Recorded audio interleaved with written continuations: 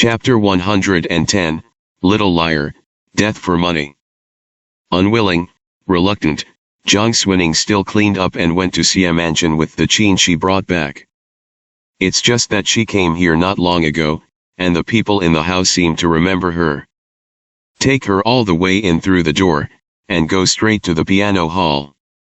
The courtyard is planted with green bamboo, the pond is covered with a layer of snow that has not yet melted, and the bluefish are under the lotus leaves, occasionally swimming.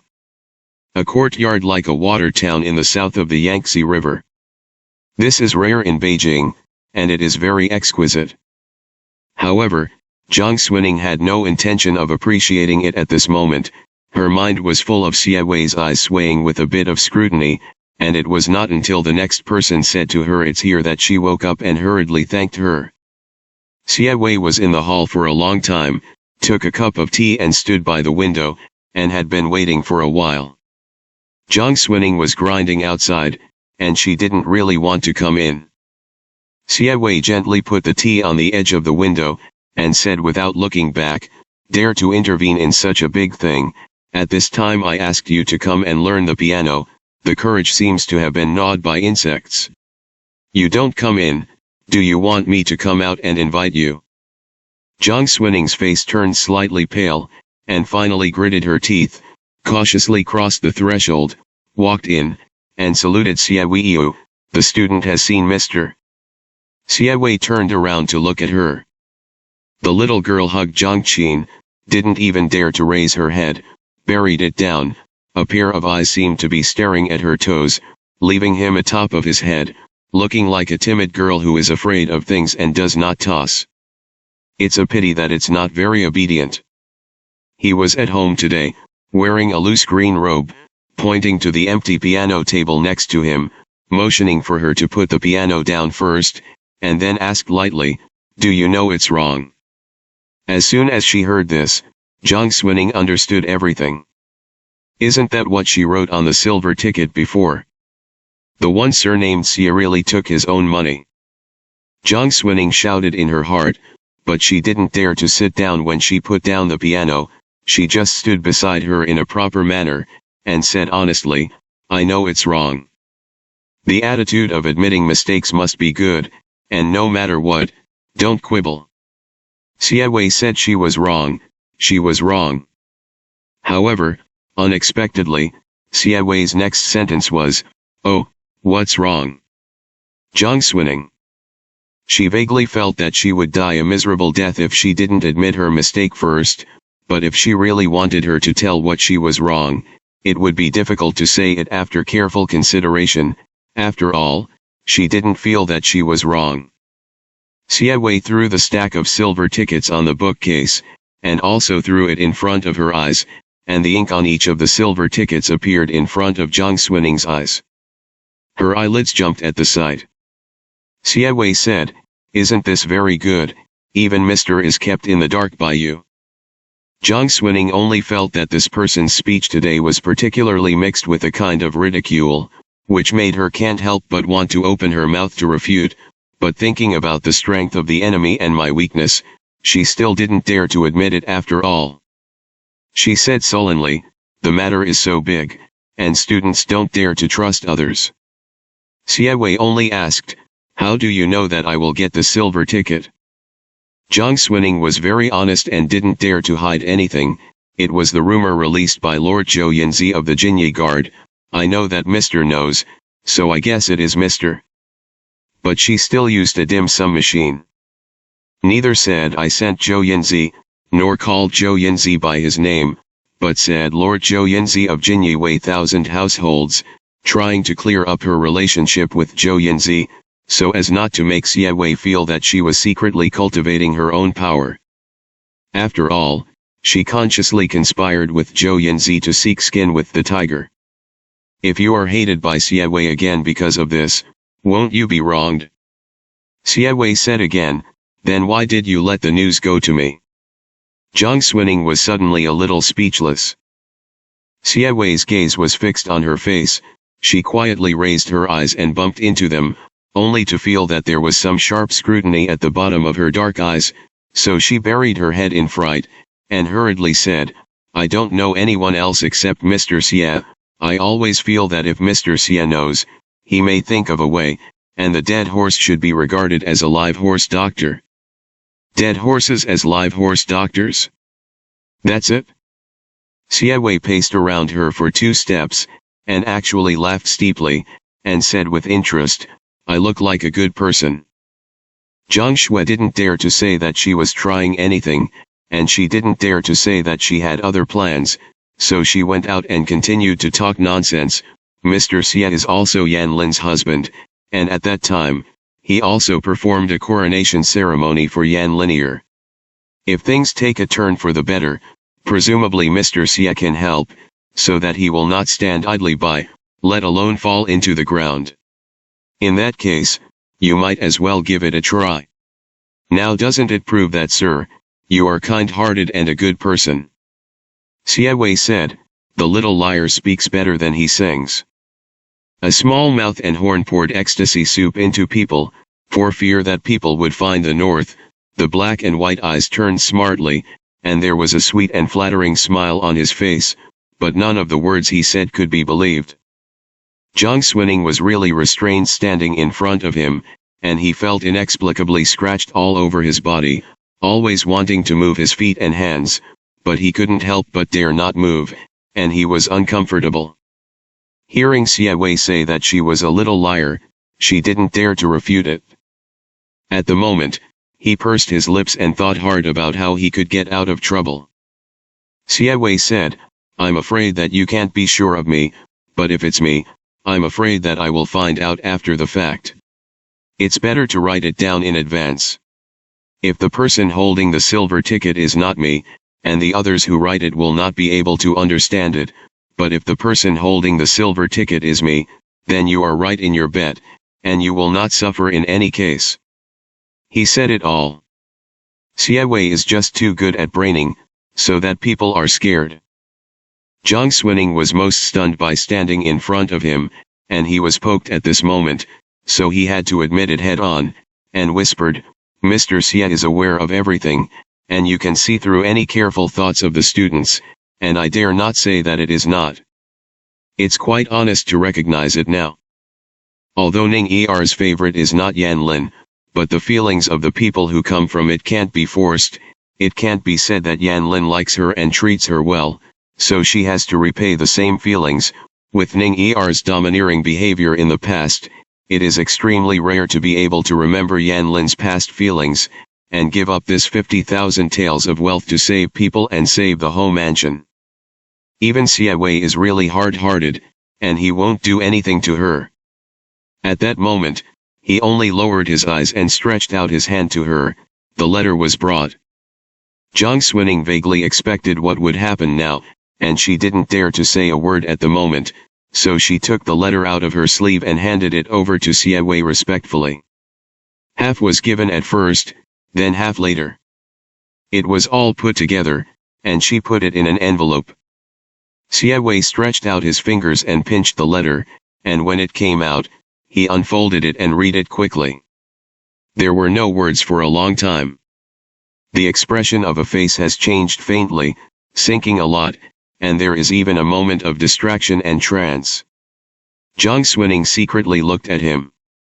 He folded the letterhead in silence and asked her, Have you read it? Zhang Xunning's scalp suddenly felt numb. God knew that what she was most afraid of before she came was Xie Wei asking this question, and now she really asked. She knew that if she said that she hadn't seen it, she wouldn't believe it, so she had to admit it. I've seen it. In the letter, it was Yanji Haofu Yanmu who took the initiative to conspire with the heavenly sect. It's shocking. Xie Wei said, You said earlier that you think that the Yanji Marquis Mansion is a loyal and virtuous person, so you don't want to see them suffer wrongly, but after reading this letter, do you still think they are wronged? What a horrible question this is. The cold sweat on Zhang Xunning's forehead almost came down. Who in the government and the opposition still thinks that the Ho Mansion has been wronged after reading this letter? If she thinks that the Ho Mansion has been wronged, what is her intention? But if she thinks that the Ho Mansion is not wronged, The person in front of her is Siawei, and she is not looking for death when she says it? Merely. Jiang Swining's heartbeat suddenly became a little faster, and she couldn't hold back the uneasiness in her heart, and stumbled. It is precisely because of this that the student wants Mr. to distinguish one from the other. Maybe there is any misunderstanding in the middle. It is not necessarily. Once it is submitted to the imperial court, it cannot be withdrawn, and the imperial situation is so complicated, the students do not dare. I don't know there's anything you wouldn't dare. Siawei said lightly and put the letter back, but he didn't mean to return it to Jiang Swining. What misunderstanding can there be in the middle? Jiang Swining glanced at him boldly, and said, I heard that there are some rumors in the court, and the Hoye wants to find out the whereabouts of the Prince of Dingfei, who should have died with the 300 righteous boys 20 years ago, so he was willing to take the risk to exchange letters with the King of Pingnan against the party. If the heavenly sect is insidious and uses it as bait, Hoya and the snake want to know the whereabouts of the prince in the name of conspiracy, and I don't know. At this moment, Siawei's gaze became extremely cold, and it fell straight on her, as if he was going to pierce her between the lightning and the fire. Jiang Swining's whole person trembled with fright, but she didn't seem to understand, as if she didn't understand why Siawei suddenly looked at herself like this.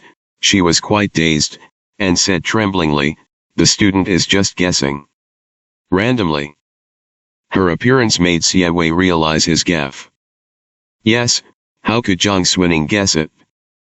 He shouldn't have such an obvious performance, so he retracted his gaze calmly, and only said, you are willing to find a reason for the Ho mansion. This letter is left with me, are you okay?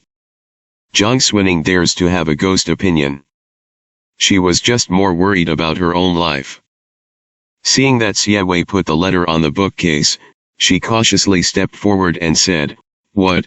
Although I have read the letter, don't worry, sir, the stakes are very high, and I will definitely not say anything about it.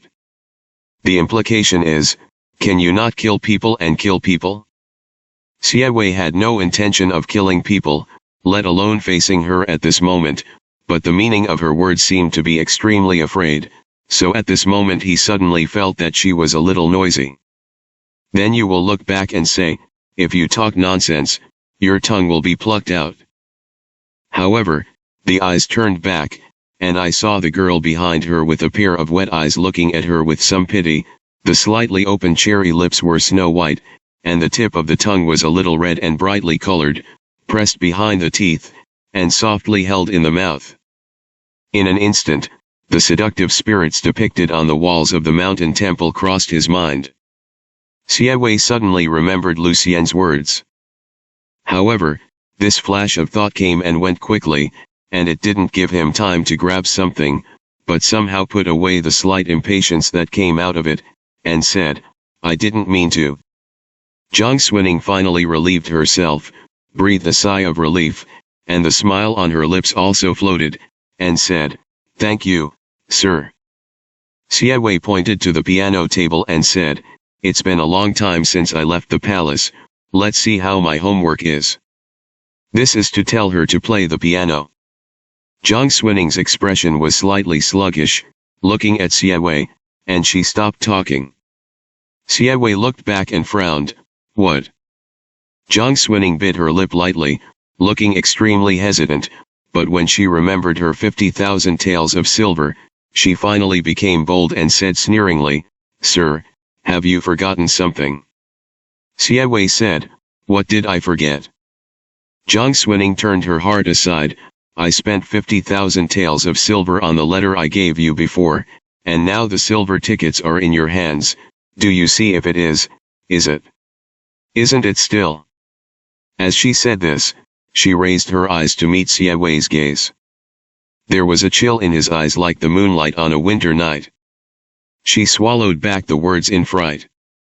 Siawei already understood what she was going to say, lowered his eyes to look at the silver ticket on the table, then lifted his eyes to look at her, and said quietly, you stretch out your hand. Is this to be given to her? Jiang Swining's eyes lit up slightly, and although she hesitated, she still stretched out her hand. Smack. Siewei stretched out his hand and gave her a slap. It hurts a little. Jiang Xuning immediately retracted her hand, raised her eyes and looked at the sanctimonious person in front of her in disbelief. She was surprised and scared and hid a little bit of boldness. Her eyes were flushed, and she grabbed her hand, but she dared to be angry and didn't dare to speak. Siewei said lightly, "Speaking of which, I haven't asked yet, where did you get so much money from your little girl's family, and what are you doing with it?" Jiang Xuning. Siewei gently hooked his lips and smiled, "You stretch out your hand, I'll give it to you." Jiang Xuning quietly put her hands behind her back, and she really didn't dare to stretch them out again, for fear that Siewei would ask her where the money came from and what the reason was before and after. She didn't dare to answer, and she couldn't explain clearly, so she hurriedly smiled, don't want it, it's all filial piety." Siewei raised his eyebrows slightly, but he looked upright. "This bundle is too expensive, Mister doesn't dare to accept it." "Don't worry, I'll still give it back to you. But it depends on how well you do your homework." He pointed to the table. Jiang Xuning. Suddenly I wanted to swear. She breathed a sigh of relief in her heart, although she didn't dare to express it in front of Siewei. She sat down at the piano table silently, and played the colorful clouds chasing the moon taught by Siewei before thinking about it. However, she did get rusty for the rest of the month. Although I still remember the fingering, I was very rusty when I stroked the piano, and I played several wrong keys in succession. Siewei stood in front of the window edge drinking tea again, and when she played a wrong tune, he glanced back at her. The more he looked, the more nervous Jiang Xuning became. I couldn't play it anymore in the back, so I simply pushed the piano and sulked. Siewei couldn't help but smile, "Don't want the money." Jiang Xuning couldn't help but want to give in, and said cheekily, "It's been a little rusty these days, why don't you teach again? I'll try again." Siewei put down the teacup and said, "Okay." However, when he leaned over, came to Jiang Xuning's side, lifted his slender fingers, and was about to put them on the piano, he saw the transparent nails on his fingers. Not long ago, the scene that was stained with blood between his fingers and couldn't be washed away for a long time suddenly came to mind. Siewei's movements stopped, and his fingers hung a little above the strings, but they didn't fall. Jiang Xuning was waiting for him to drop his fingers, and at this moment he suddenly felt a little puzzled, and couldn't help but turn his head to look at him. Siewei's expression was a little unpredictable. She asked softly tentatively, "Does Mr. Xie also have times when he doesn't want to touch the piano?" Siewei turned his eyes to meet hers. The girl looked at him with some caution, but seemed to be expecting him to stroke the piano to make a demonstration, and he wanted to withdraw his fingers to stay away from the strings, but somehow, at last his heart relented and fell. It's just that when the sound of the piano sounded with the sound of Siewei's answer, Jiang Xuning was a little distracted. She suddenly felt that he was affectionate at the moment. Where had she seen it? I thought about it for a long time, and finally remembered. It was a palace banquet in the previous life. At that time, Shenju was not lingering on the sickbed, and when she was still being favored, it was inevitable that she would get a little carried away. During the feast, the musician played the piano and played the wrong note, and he was sincerely afraid. She clapped her hands and joked, saying that it was better to ask Mr. Xie to play. During the banquet, the faces of the 100 officials changed slightly. Siewei also seemed to frown, but she didn't have much fear when she was drunk, and in a trance. He seemed to look at herself, and she also had the same expression at this moment. "Did you play it at the end?" Jiang Xuning only remembered that she was very sleepy, and soon she was drunk, and vaguely remembered that there was a piano sound lingering in her ears, but she had no impression of whether it was Siewei who stroked the piano later. After talking about fingering again, Siewei turned his head and asked her, do you know? Jiang Swining was taken aback when she heard this, and then she came back to her senses, and subconsciously turned her head. The two faces suddenly narrowed the distance and almost collided. The four eyes are facing each other, and the breath intersects. The girl's body is a sweet fragrance of gardenias, thick eyelashes covering clear pupils, a tube of Kyung's nose, sandalwood lips slightly opened, two ruby-carved earrings hanging on the snow-white earlobes, like two ripe red cherries embellished between the thick green leaves, waiting to be picked. A girl like bud with a fresh luster. Jiang Swining has never been a dignified appearance. After entering the capital, she gradually took off her youthfulness, grew up, smoked, her neck was slender, her body was exquisite, and the skin exposed outside her clothes was blown and broken, as if she would leave a red mark on her 5 fingers. Xie Wei saw the tip of her reddened tongue again. So, he suddenly had an unprecedentedly clear understanding, even though he regarded Ning Er as the little girl who hadn't grown up yet. 4 years had passed, and it was her birthday in the first month of the new year, and it would be her birthday in another year. She grew up. Such a good appearance with bright colors is enough to make many men in Beijing flock to her and be haunted by her dreams. I don't have any desire for Ning Er. Xie Wei suddenly caught something that he hadn't had time to grasp when he flashed before, and stood in front of her, his body slightly stiffened.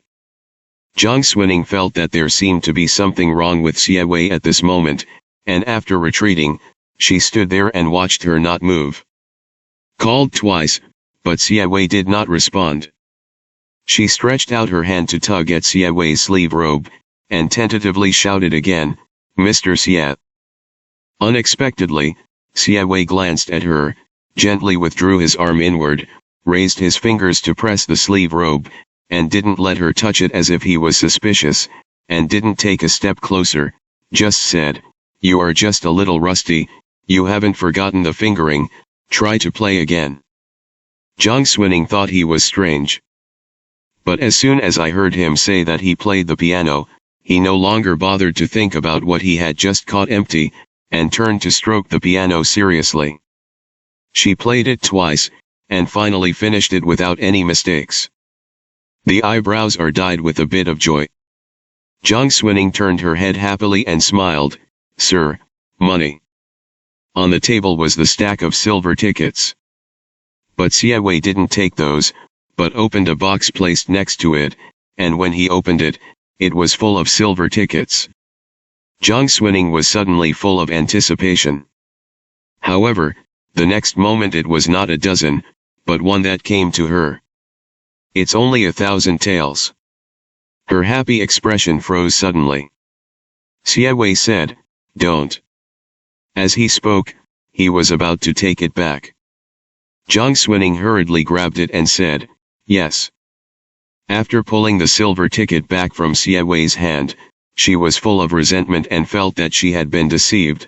"Didn't you say that you would return the piano to me after playing the piano?" Xie Wei raised his eyebrows and looked at her lightly. "What I'm talking about is to see how well you do your homework. What are you panicking about?" Jiang Swining almost jumped to her feet. "Is it worth it for me to play?" Xie Wei stood far away from her, turned around and closed the box full of silver tickets, the corners of his mouth pulled slightly, and only replied to her, "If you play like this, if you change it elsewhere, you will pay it upside down, and I won't listen to it." Chapter 111, The Princess's Wish. Xie Wei didn't really call her here to take the test for her homework. He first asked about the silver ticket, and then checked how well she played the piano, and the sword book outside hurriedly came. "The 3rd division will be tried. Please come over there from the Holy Lord." Xie Wei paused and said, "Let's go." What other cases need to be tried by the 3 divisions today? Jiang Swining knew it at once, and her expression was a little more stunned, and she had no strength to argue with Xie Wei about the 50,000 taels. Xie Wei went to the yamen of the criminal department, and Jiang Swining went home. The mood was a little low along the way. But she didn't expect that the carriage stopped in front of the gate of the mansion, and as soon as she lifted the curtain and got out of her head, she heard a laugh outside. I also said that it was unfortunate today. I deliberately sneaked out of the palace to find you, but just in time for you to be at home. I didn't expect it to take long for you to come back. The voice was clear, and it was very nice. Jiang Xuning is very familiar. Almost as soon as she heard it, her eyes lit up, and she looked towards the place where the voice came from, and suddenly called out in surprise, "Your Royal Highness the eldest princess." Standing at the door with his hands in his hands was Shen Zai. Today, she wore a water blue riding suit, her thin waist and wrists were tightly tucked, and she stood in front of a beautiful maroon horse, her black hair tied up and tied into braids, and a whip turned between her slender white fingers. She had a smile on her face, and it was very bright. Although there is a scar at the corner of the eye, at this moment, it weakens the softness of this delicate facial features, adding an unprecedented sassiness. Jiang Xuning had never seen her dressed up like this, and she was shocked when she saw it at first glance, and then she showed an unconcealable amazement, jumped out of the car and came to Shen Zai's side, and said happily, "Your Highness looks so good like this." I haven't seen her for more than a month, and Shen Zai seems to have changed a little. The original delicate and savagery on her face sank, and she had a kind of silence and stability that only an imperial princess had, but there seemed to be a little more frost and snow between her eyebrows, but it became more and more noble.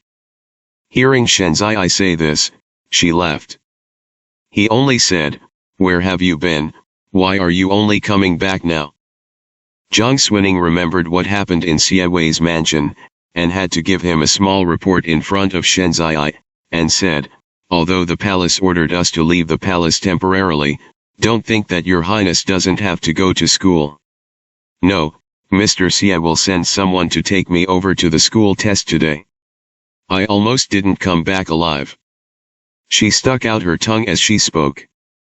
Shen Zai only thought she was exaggerating, smiled when she heard the words, and was silent for a moment before saying, "Mr. Xie treats you strictly, but it is also very different. You should treat it as a good student. It must be known that there are not many people who can get such blue eyes from him." Jiang Xuning was stunned. "Why do you think it's weird to say this?" Shen Zai didn't explain much, but asked the only guard who came out with her today to hand Jiang Xuning another horsewhip, and said, "I went out of the palace to play with you today. I haven't been able to go out of the palace for many years to see, what did you and Yan Lin play in the past, and take me to play." Jiang Xuning looked at the horsewhip stunned, "But I can't ride a horse." Shen Zai said, "Then it's okay to sit and walk with me right away." Jiang Xuning thought that this was not difficult, so with the help of the guards next to her, she climbed onto the horse ungracefully, pulled the reins a little nervously, and went to the street with Shen Zai. The weather in Curie is already cold, and there are not so many people. However, such a beautiful two women actually rode horses on the market, which undoubtedly attracted a lot of attention. Jiang Xuning was very familiar with the streets and alleys of the capital, so he pointed to the shops and buildings on the left and right and told her, and soon arrived in the west of the city, and then suddenly remembered and asked, "How? His Royal Highness is in the palace these days?" Shen Zai said, "It's okay, after all, it's the Emperor's sister, who dares to embarrass me." Jiang Xuning didn't dare to ask more. Speaking of which, according to the time of the previous life, without the appearance of that letter, the case of the Marquis of Yanji Mansion should also have a result, right? She has done everything she can in this life, but she doesn't know what the final result will be. When the two of them arrived near a street, they could only hear the sound of blowing and beating in front of them. Everyone crowded on both sides of the road to watch the excitement. Shen Zai became curious. "What are you doing in front?" Jiang Xuning looked at the direction of this road with a little familiarity, and suddenly flashed in her mind, and immediately patted her head and shouted, "Oops, I forgot, Fang Yin is out of the pavilion today. This thing in the past 2 days has been too dignified and exciting, and her whole mind has been on it, and she was called away by the people from Siewei's side this morning. Where do you have time to think? The people sent by Ren Weizi in Shu to pick up her relatives have arrived, and Yu Fengyan is naturally out of the pavilion today. Shenzai seemed to have heard of this name, and said, "Is that the concubine in Bafu?" Jiang Xuning was a little surprised that she knew, but she didn't think deeply. She only said, "I have to go and give her a ride. Does your highness want to join me?" Shenzai said, "Then let's go and have a look." I heard that this Yu Fengyan was blessed by Ning Ning to save her life. That day was the Chongyang banquet in Qingyuan Bafu, although Shenzai went later, but she had also heard about it, and she was a little curious about what this girl Fengyan was like. So he grabbed the reins and followed Jiang Xuning. But they didn't go to Qingyuan Bafu, but went out of the city directly, waiting outside a tea shop set up next to the road near the city gate. When you go out of Beijing and enter Beijing, you have to pass through this official road. There are many pedestrians coming and going. There are merchants resting in the tea shop. The tea lady in the Jing Chai cloth skirt walked between the tables with a teapot and a smile on her face, adding tea to the guests. As soon as Jiang Xuning and Shenzai's horses arrived, the lady greeted them warmly and asked, "Do the two girls want to come down to rest and have a cup of tea?" Jiang Xuning said, "It's right here."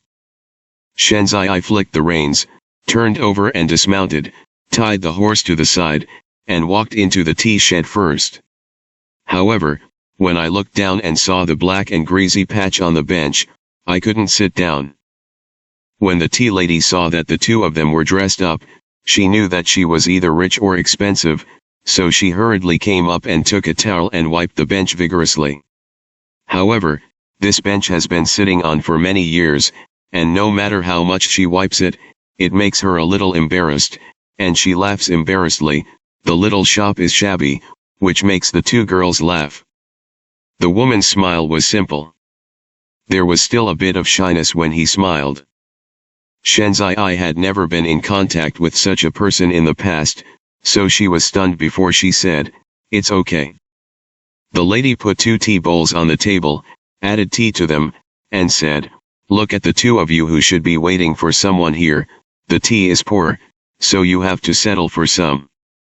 Jiang Xuning sat down and took a sip of it, and said with a smile, "It's also good." The lady didn't expect this little girl to look delicate, but she didn't seem to care about these things, and she was stunned for a moment before carrying the tea and walking away. The presence of such 2 girls in such a humble tea shop will inevitably attract the attention of the people around. But this is outside the capital after all. Who doesn't know that it is at the feet of the Son of Heaven? I also know that the identities of these 2 girls are not simple, that is, the 2 horses tied to the outside are unusual, and no one dares to come up to talk to anything, and no one dares to have any evil intentions. It's not easy to do business in the south and north now. It's very chaotic on the border in winter, and this year I don't know why the court doesn't even have soldiers, so I don't have to do business, so I can only come back early for the new year. Alas, if my mother-in-law knows, I will be scolded again. You don't know yet, something happened to Curie. Yes, just brave and resolute. It's not so bad, everything in the world is away. Business in the north is not good, turn to the south. There is no foreign nuisance, the products are still abundant, and you can make a lot of money on a trip. Let's pay so many taxes. The imperial court is also doing things. You see, this official road leads straight to the north and south, across the east and west. It will take less than a few days to go to Shudi. At most it is more difficult to go over there when crossing the mountains, but it is much more convenient than in the past. After a trip, the carriage and horses are not as tired as before, and they can save a lot of money. Ouch, when it comes to this Shuland. The merchants all traveled from south to north, and soon chatted, and occasionally there were 2 couples with children crying and playing, which made this small shop particularly lively. Jiang Xuning listened to them talk about the imperial court, and subconsciously glanced at Shenzai. Shenzai's gaze fell on the coarse tea in front of him. Her fingers rested on the rough edge of the tea bowl, and it took a long time to pick it up. Jiang Xuning was startled and was about to speak, but before she could say anything, Shenzai had already taken a small sip. The tea of this roadside tea shop is brewed with the crumbs left by the fine tea leaves, which is light and astringent, and the aftertaste is not sweet, but has a faint bitter taste. It's really not even a word for the future. Shenzai's expression was a little dazed. Jiang Xuning stared at her, and only then did she be sure. Shenzai came out with something on her mind, and she seemed to be thinking about something all the way. Even when she saw her, she didn't let go. But at this time, I didn't dare to ask deeply. While I was thinking to myself, there was some dust and sand splashing on the road not far away, and it was a few horses escorting a carriage over, and the head of the carriage was tied with a bright red silk, which was a happy event at a glance. Marriage from a distance is such a rule. The husband's family sent someone to pick him up, and the mother's family then followed the venerable master and sent her daughter all the way to her husband's house. The sturdy man who had been to the Shuxiang Inn yesterday to report the news looked at the tea shed in front of him, hesitated, and was about to ask the car if he wanted to stop and drink saliva before leaving. Unexpectedly, someone in the tea shed shouted, "Fang Yin." It takes a distance to get to Shudi, and according to their footsteps, they are afraid that it will take half a month to arrive, so Yu Fangyin did not wear a wedding dress today, but just wore a brightly colored dress with flowers on her hairpin. When I first left the house, I was still a little lost. But when she heard this shout, she suddenly turned happy, and immediately said to Han Shishan, "Stop here." Yu Fangyin got out of the car. Jiang Xuning came out of the tea shed, and Shenzai followed her and walked in this direction. Han Shishan is Ren's Hickson's escort, strong in martial arts, just escorting Yu Fangyin all the way to Shudi. At this time I saw two beautiful girls walking towards the side. I couldn't help but be stunned, and I didn't know what to do. Yu Fangyin was about to burst into tears in her eyes in an instant. I thought the girl wouldn't come to see me off. Jiang Xuning said, "Ah, what's the matter? It's a good day to get married. The makeup is on, you cry and spend it again, but no one makes it up for you. Isn't that coming?" Shenzai was beside her, looking at Yu Fangyin, and then at the people behind her who sent her to Shudi. So he asked, "Where are you going to get married?" Yu Fangyin only noticed that there was someone beside Jiang Xuning at this time, and when she raised her eyes, she first noticed her appearance, and then noticed the scar under the corner of her eye, a little curious, but there were living people, and she was a little timid. Jiang Xuning said, "This is the eldest princess of Liang, who takes good care of me in the palace." As soon as she said Princess Liang, Yu Fangyin was startled. But then she heard her take care of Jiang Xuning in the palace, and she felt a little more grateful and close, as if it was not Jiang Xuning who was taken care of, but herself. Hurriedly bowed and saluted, "I have seen Her Royal Highness the eldest princess." The escorts around them, including Han Shishan, were all taken aback. They thought that the future house mother who picked her up was just a princess in the palace, but they couldn't help but feel a little afraid of the princess among the people who came to send her at this moment, and at the same time they were also impressed by Yu Fangyin, and secretly said that the future house mother was a capable person, and she couldn't look down on the surface. Shenzai said lightly, "No need to be polite." Yu Fangyin replied with some trepidation, "I want to marry to Shudi. I have never been to such a far place since I was born. I heard that the mountains are high and the road is far away, so I sent so many people to pick it up. There is also a shoe road, but it is high and dangerous." Shenzai was in a trance again. "It's so far away. Yes, I don't know if I can come back after leaving the capital." Yu Fangyin nodded, as if she also had some worries and sorrows, but she looked back at the magnificent capital behind her that was covered by the dark clouds of winter, and her delicate eyebrows and eyes relaxed, and her worries and sorrows also turned into relaxation and expectation. It's not a far, far away place, and it's better not to come back. For her, in this capital, except for the second girl, there are no people and things worth nostalgia for. Walk and go. Even if he comes back one day, it must be for Jiang Swining. She was not reluctant to leave her homeland, but was full of ardent anticipation for the new life that was coming, and the whole person was rejuvenated from the inside out, revealing a glorious brightness. The gray sky covered the earth low, and the withered trees cast layers of shadows on the distant mountains, and occasionally the shadow of a jackdaw could be glimpsed across the sky, avoiding the forest. The geese have already flown to the south. The ground is a withered grass in the sky, but the spring breeze will blow in the next year, and the mountains will be green. Shenzai's gaze also went far away with the withered grass in the sky, to the gloomy and oppressive sky, as if chasing the jackdaw that had disappeared, and did not know where to go. Leave the capital and marry should he? She laughed softly, but there seemed to be an indescribable desolation and melancholy between her eyebrows, and said, "It's not bad to go far, I really envy you, and I'm free when I leave here." Jiang Swining finally knew where the previous malaise came from. When did Shenzai go to Fanbang and kiss in the last life? Shortly after the new year. She thought there were still a few months, but could it be that Shenzai already knew about it now? In the distance, the sound of horses' hooves could be heard. On the official road in the direction of the capital, a team of Praetorian guards quickly galloped and came to their vicinity, and the leader saw Shenzai before he was relieved, turned over and dismounted in fear, and saluted her. "I have seen Her Royal Highness the eldest princess.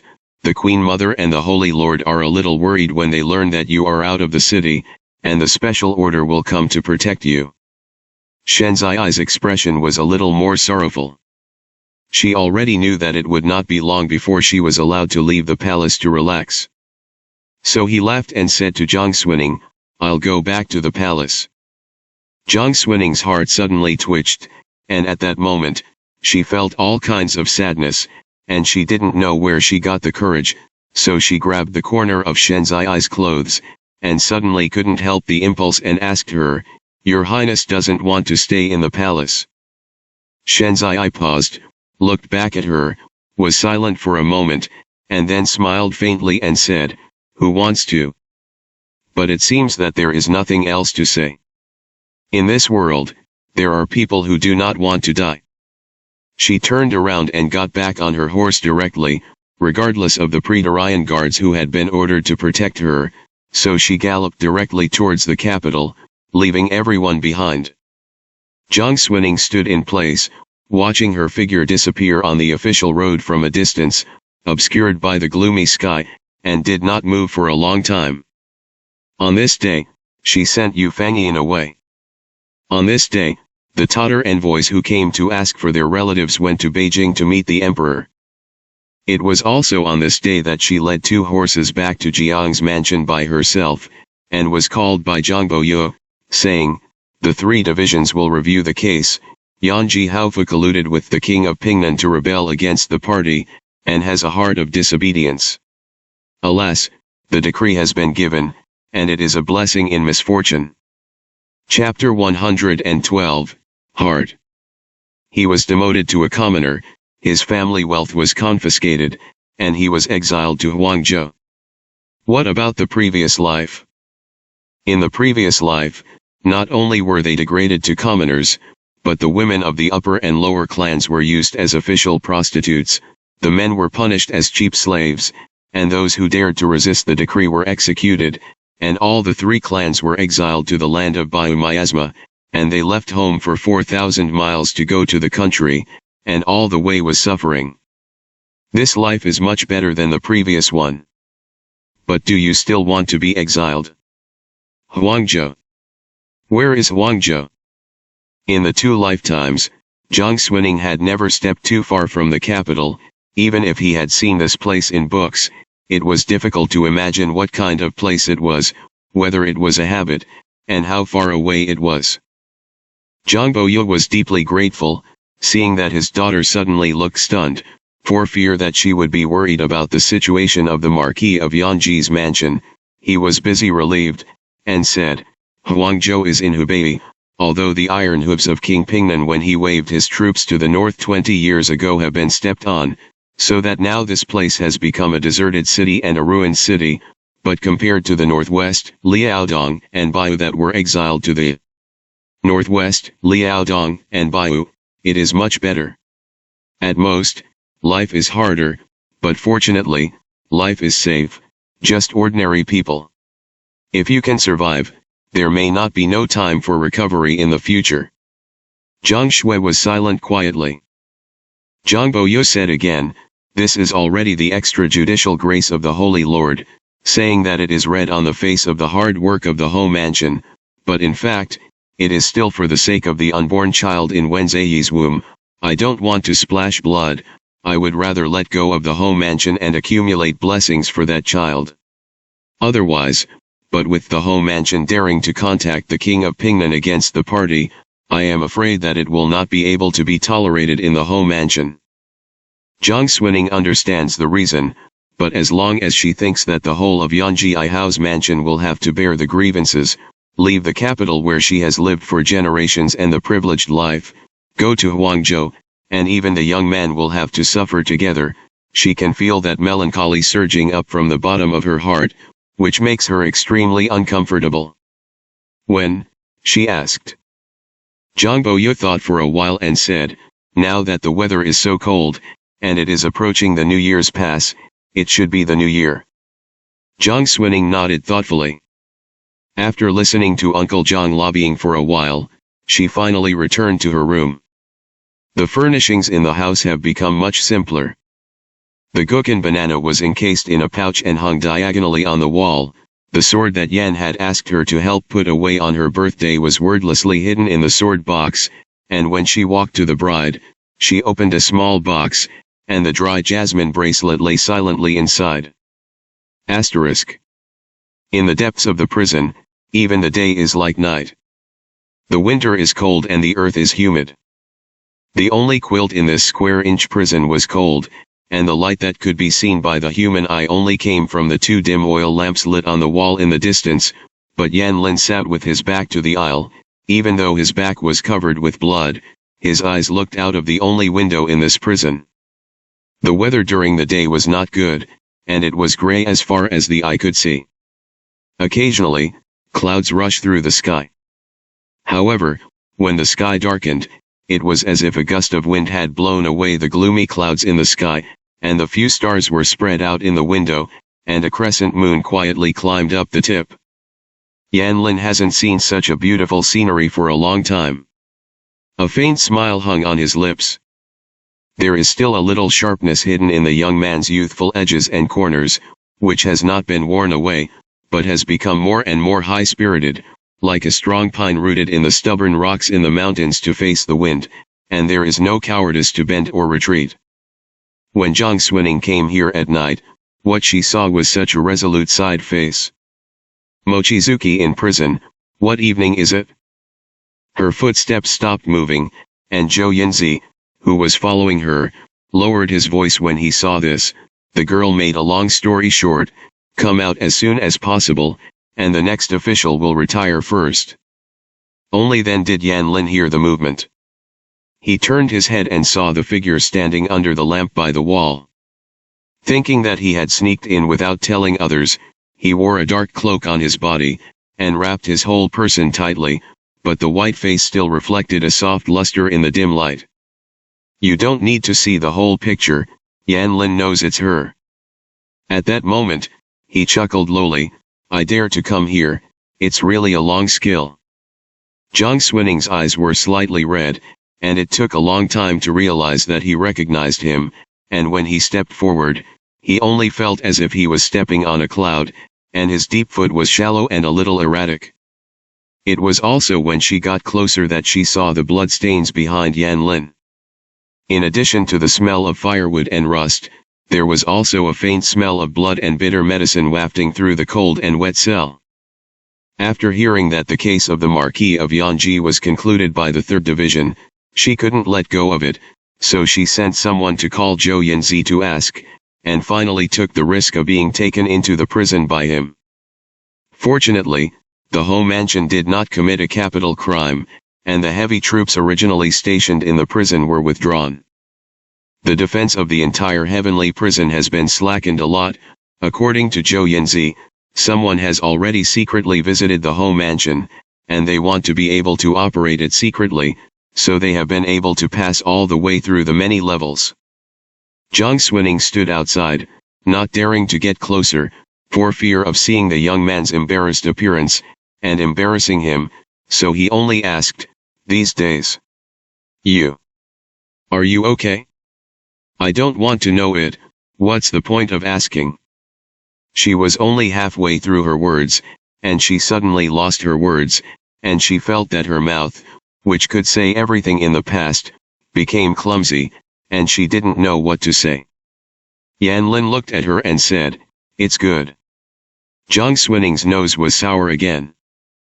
Yan Lin couldn't help laughing, but it was probably this laugh that affected the wound on his back, which made him feel painful, and he gasped, coughed a few more times, and turned pale. "Don't go outside, stand, come in." Zhang Xuaning was stunned. This is a prison, and there is a thick prison door between the two. How can they get in? Unexpectedly, the young man helped the cold wall on the side, got up with some difficulty, stood up and walked to the cell door, untied the chains that were wrapped around it, and opened the cell door as if he were in his own home, and waved his hand to greet him. Zhang Xuaning was dumbfounded. At this time, she suddenly remembered that after the accident of the Yan clan in the previous life, Yan Lin actually came to find her. Only then did she know that something had happened to the Marquis of Yanji's mansion. Just imagine, how could Yan Lin get away with such a serious crime? Now that the prison door was so casually chained, it almost instantly awakened the memory of her previous life, and she realized something unusual about it. It seemed that she was exiled, but she secretly enjoyed such freedom, and the situation of the Yanji Marquis mansion at that time was really as bad as everyone thought.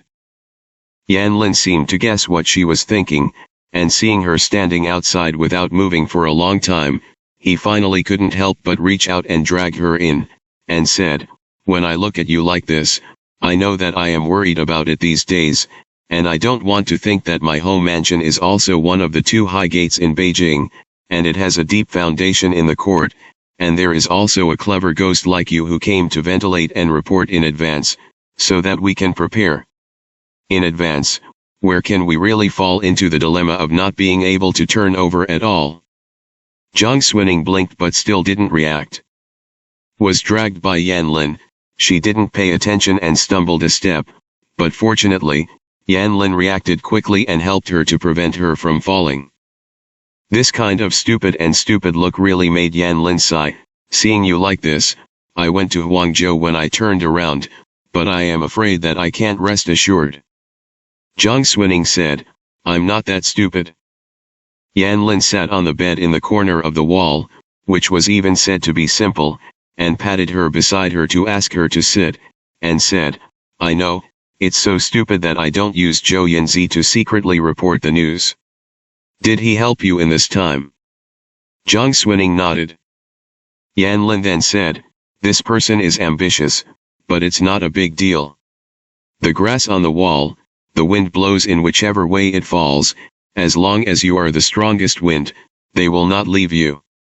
It's just that if you don't want to do that strong wind, it's better to be careful." Zhang Xuaning knew this. She sat down, her eyes down, and was silent. In this narrow, dark prison, the girl and the boy sat side by side, as if they had climbed the courtyard wall on those leisurely, lazy afternoons many years ago, and sat side by side to peel the freshly picked chicken head rice together, looking at each other and laughing, both legs hanging under the wall and dangling, and as if sneaking to the back mountain of the Buddhist temple, leaning against the huge Buddha statue, putting their hands to their mouths, shouting to the valley opposite, and startling the birds that roosted there. The past flows silently in this moment. She and his shadow fell on the damp, mottled wall, joined together by the dirt-covered cracks in the wall. Yan Lin was suddenly very reluctant to this capital. Because here are the people he misses. He turned his head to look at the girl's quiet side face, and suddenly asked her, "Is there anything you want to say to me?" Jiang Xuning said, "I just want to accompany you. I don't know what to say, but sitting together like this seems to be very reassuring." The young man's eyes were a little foggy, and when he laughed, he had a particularly touching meaning, and only said, "You are so good to me, and I am so good to you, but why don't you like me?" Jiang Xuning buried her head and was speechless. After a long time, her voice floated in the flickering yellow light, "It has nothing to do with you. I've said it all, I'm a bad person." Yan Lin still looked at her, never taking his eyes off. What kind of bad law is that? Jiang Xuning's memory suddenly went back to the previous life. There really isn't anything wrong with Yan Lin in this life. It's just that the scars engraved in her memory are so deep that they can't be erased no matter what, so they have to avoid it from a distance and try their best to make up for it. I had a dream. In my dreams, I told you stupidly that I wanted to be a queen. You get angry. Later, I became a queen, and you came back, and then together with others, you locked me up, and treated me well, badly, good, bad.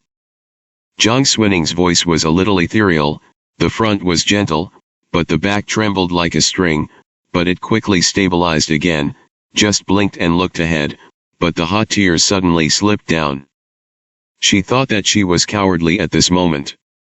Raising her hand to wipe away her tears casually, she also smiled, "I'm a coward, and you're scary in my dreams, so I don't like you. Isn't that bad enough?" It was obviously a dream, but the moment her tears rolled down, Yan Lin felt that her heart was grabbed, and she was even a little out of breath. It's as if something like this really happened. How can there be people in the world who don't like people because of a dream? But at this moment, he couldn't bear to dig deeper, but said, "Then how can you say that you are bad? It is clear that I in your dream is too bad, so that Ning Ning does not dare to like me." The boy's voice was so thoughtful and gentle. In comparison, her words seemed to be very vexatious. Jiang Xuning burst into tears, her eyes were red, and she couldn't stop it, so Yan Lin reluctantly came up and raised her finger to wipe her tears, and asked her, "Do you want to be the queen?" Before coming, Jiang Xuning thought that she couldn't cry no matter what. However, when the tears could not be controlled, they felt ashamed.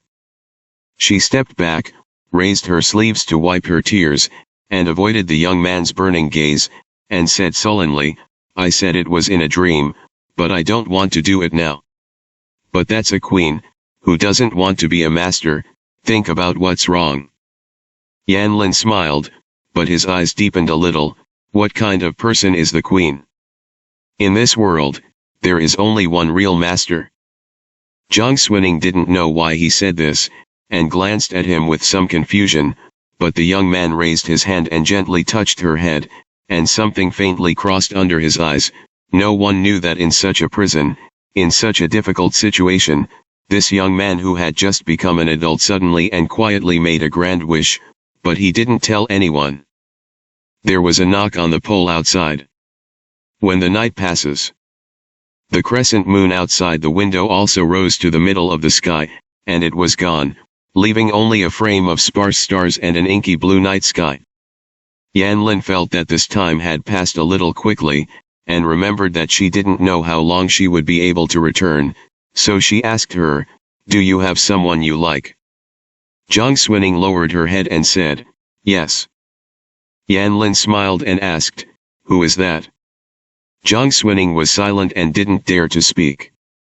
Yan Lin remembered the official of the criminal department that he had seen on the day of his crown, and said, "Is it the Lord Zhang Shao of the criminal department?" Jiang Xuning looked up at him in shock. Yan Lin looked indifferent and said, "The look in your eyes when you look at him is like the look in my eyes when I look at you." Jiang Xuning was speechless. Yan Lin turned his eyes to look at her, and said to her in a half-joking tone, "During the time I am gone, you have to work hard to marry yourself and marry a good person worthy of trust. Otherwise, when I come back, whether you like me or not, I will snatch you." The boy used a joking tone, and even smiled, but there was a deep seriousness in his eyes. Jiang Xuning knew he wasn't joking. However, marry Jiang Sha. Then she really needs to work hard to be worthy. She snorted softly, knowing that the young man looked at her a little playfully, but she was reluctant to admit defeat, and only said, "I will." Chapter 113, God Knows. Her expression is more like when she was playing with him a few years ago. But Yan Lin knew that she was serious. So he suddenly felt a little regretful. It was a pity that he would have to leave the capital soon, otherwise he really wanted to know what kind of ability that Jiang Sha had to make his Ning Ning so fascinated. But he's about a good guy, right? He raised his eyes and looked at the looming figure of Zhou Yanzi in the aisle at the other end of the prison, was silent for a moment, and said, "You should go. It is very bold to go into a place like the heavenly prison to visit a prisoner who will be exiled in the near future." Jiang Xuning also knew that if she stayed too long, she would definitely make it difficult for Zhou Yanzi. Despite all the melancholy and reluctance in her heart, she still got up and said, "Then I'm leaving." I just walked out a few steps, and when I got to the prison door, I couldn't help but stop. Yan Lin looked at her. She looked at him and smiled. "The sword you gave me is still there, and I can't bring it in for you today, so I'll leave it for you to get it someday." Yan Lin remembered the sword she had entrusted her to put away, and she also smiled and said, "A word is a certainty." Jiang Xuning said, "A word is a certainty." At this point, she turned around and put up her cloak again, wrapped herself tightly again, and walked towards Zhou Yanzi's side. Seeing her come out of it, Zhou Yanzi secretly breathed a sigh of relief, didn't speak, just walked in front of her, and wanted to take her out of here quietly. The guards of the prison, even with the removal of heavy troops, appear to be more severe than usual. All the way through the triple level, the first two are fine, no one stopped them when they saw that it was Zhou Yanzi, but just as they walked to the last level not far away, there was a noisy noise in front. "How many adults are? This is the Holy Lord's decree, ordering that the Yan clan will be exiled today, and that they will leave Guangzhou before Chinese New Year's Eve." The saint said that on a good day, he didn't want to see these people blocking their hearts here. Yes, yes. There were quite a few people who came, and when they heard the sound of the clash of armor and weapons while walking, they knew that they were all Praetorian guards, who had come on the emperor's own orders. When Zhou Yin heard this, he was shocked. Jiang Xuning was also taken aback. The law of this dynasty is that prisoners are not allowed to visit the prison after entering the prison, and everyone secretly acts to visit the prison according to their own ability, but if they collide with the Praetorian guards who are doing this and are caught, the matter will be big. The capital involved in Zhou Yin is small, and it is possible to implicate the Marquis of Yanji's mansion.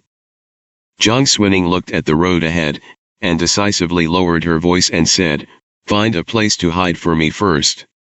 Hide. But the prison is such a big place, and there are no rooms here, some are just cell after cell. Zhou Yanzi also broke out in cold sweat on his forehead. He took Jiang Xuning back first, turned to the left and saw a long road sandwiched by the cell, until he reached the end of the corner. He found a cell that looked clean and tidy, and there was a gap between the bed and the corner of the wall that could accommodate people. Zhou Yanzi said, "I'm going to wrong the girl." Jiang Xuning knew that the matter was urgent, so she hurriedly hid in this corner quietly, and said to Zhou Yin, "It's okay, I'll hide for a while, you go and see what's going on outside." Zhang believed that exile would be after the year. Nowadays, how can you say that when you mention people, you can mention people? She was really relieved. Zhou Yanzi settled down, dressed in a whole robe, and walked out of the cell as if nothing happened, but when he saw the Praetorian guards who came to carry people to exile from a distance, his mind suddenly flashed like lightning, and he remembered a very wrong place, such a cell in the depths of the prison. The door of the cell was open and there seemed to be no one occupied, but the bedding on the bed was neatly folded. Asterisk. The winter wind is cold, and 2 lanterns are hung outside the prison, which keep shaking in the wind. The Praetorian guards took the edict and carried people out of the prison, and the most important people were escorted into the prisoner's car, one after another, and the other less important people were chained and hung behind the car.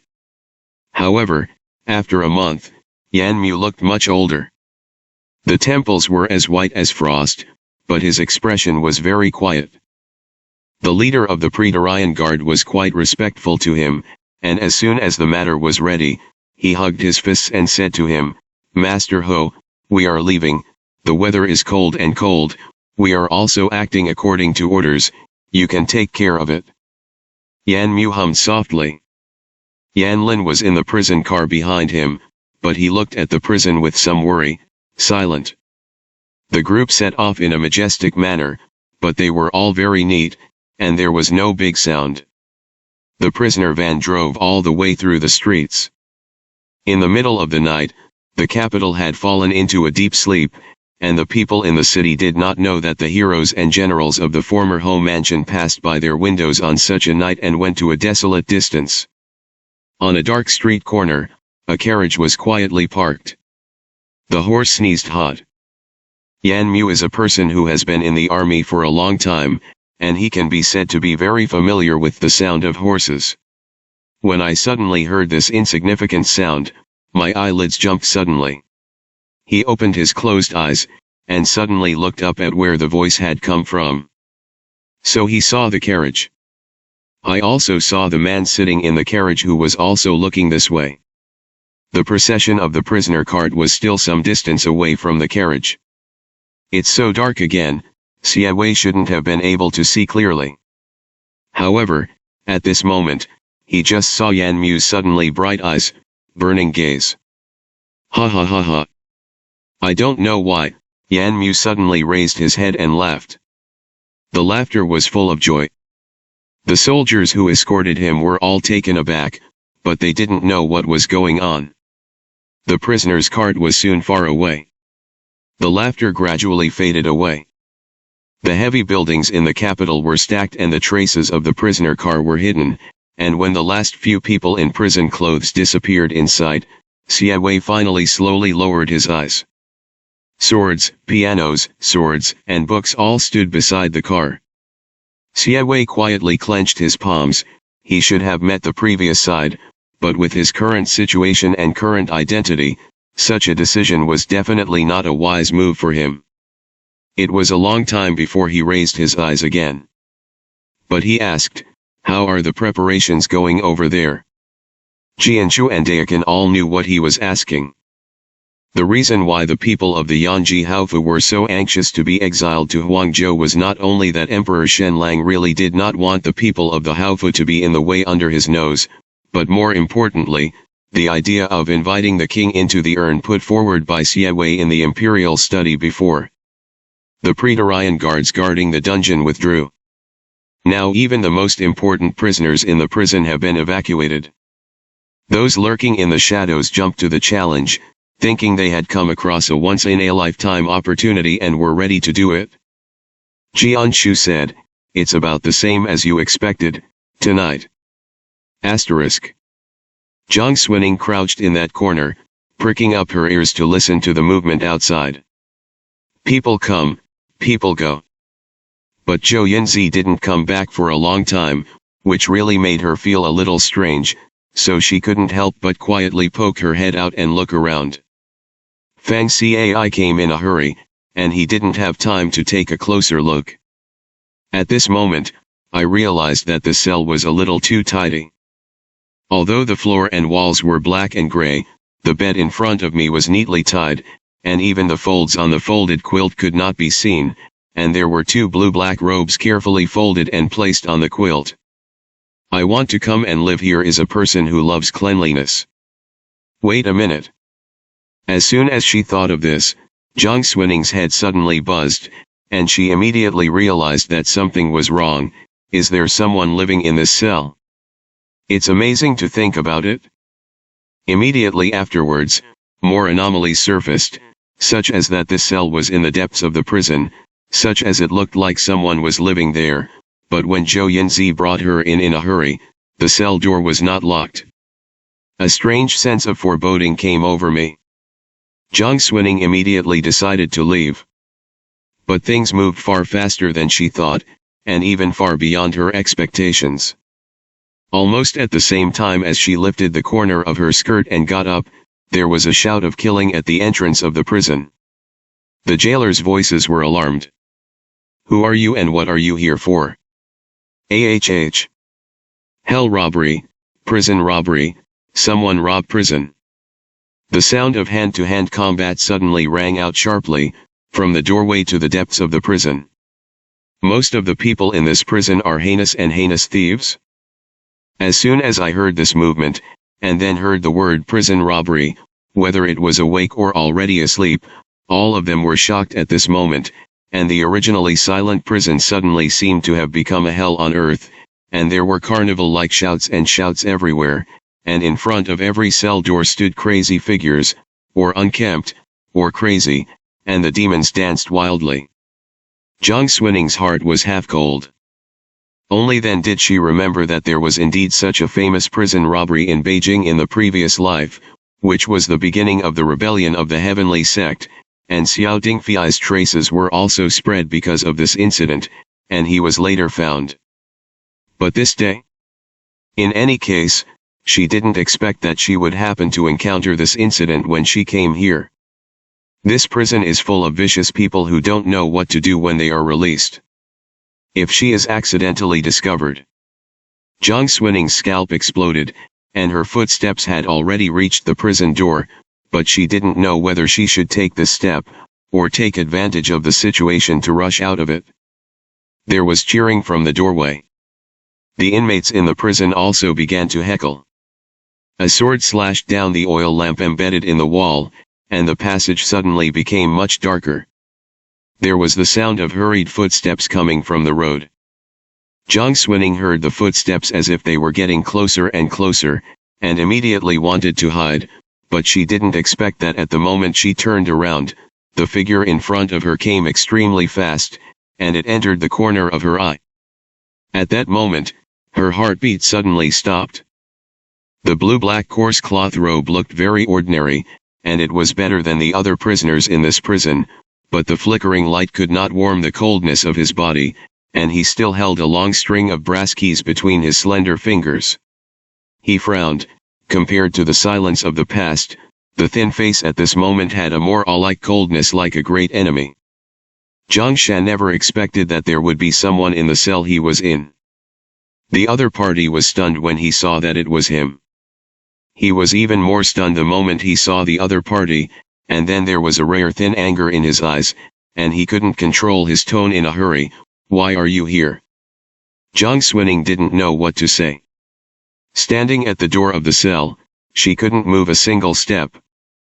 There was only one thought in my heart, isn't it more doubtful why you are here than why I am here? However, she could not say anything, only stared at her in a daze. Zhang Sha only felt a fire in his heart rushing up for no reason, looking around, where was there any place to stay? The heavenly sect rebelled and robbed the prison, and he had a heavy responsibility. However, Jiang Swining is a weak female streamer, and she is deeply trapped in such a dangerous situation. If she doesn't care about it, who knows what will happen when she turns back? Not to mention, how could he watch her in danger? Come in. Zhang Sha didn't have time to explain more, so he directly dragged her into the cell before she could react, then threw down the bunch of keys in his hand, grabbed the robe that had been folded on the bed, and said, "Take off your clothes." Jiang Swining couldn't believe what she had heard. She stared at Zhang Sha, who was close at hand in front of her, and stood still in a daze. Zhang Sha was angry that the clever man who reacted faster than anyone else in the past was stupid at this time, listening to the chaotic sound outside getting closer, and he couldn't care much, so he quickly untied the cloak she wore outside, put the robe on the outside, and put the coarse cloth robe worn by the dark blue man on the outside, and tied it tightly around her slender waist. Then there was her hair in a bun. Fortunately, Jiang Xuning came at night without telling others, and it was impossible for her to dress up too complicated, but a ribbon tied her hair behind her head, and Jiang covered the ribbon and tied her hair into a man-like bun. The girl wore his robe, which was a little oversized, and the robe hung very low, and her hands were folded in the wide sleeves of the robe, which became more and more slender and small. Like an obedient kitten. She blinked at Zhang Sha, Bai Shenzhen's unpowdered face, in such a chaotic and critical night, revealing a kind of surprise and allure that was out of place. Zhang Sha saw the face when he lowered his hand, and saw the overly focused look in her eyes when she looked at herself. Jiang Xuning wanted to ask what was going on. However, Zhang Sha, who was staring at her, turned his gaze away the next moment, and actually wiped a handful of black ash directly from the wall, paused slightly when his hand reached out to her, his lips tightened, and he said offended, and wiped it on her face. Jiang Xuning's words before she could say anything suddenly swallowed back. The palms of Zhang Sha's hands are rough. She could clearly feel the calluses in his palms as the ash applied to her face, leaving a dry, warm shiver in his wake. In just a moment, Jiang Xuning's good-looking face was painted dirty, which covered up a bit of beautiful color. Except for being thinner, she looked like a prisoner in prison. And those heavenly sect rebels who rushed in to rob the prison also arrived soon. I actually knew the direction and generally came straight to the cell. There were quite a few of them, led by several prisoners who were still wearing prison clothes, holding swords in their hands.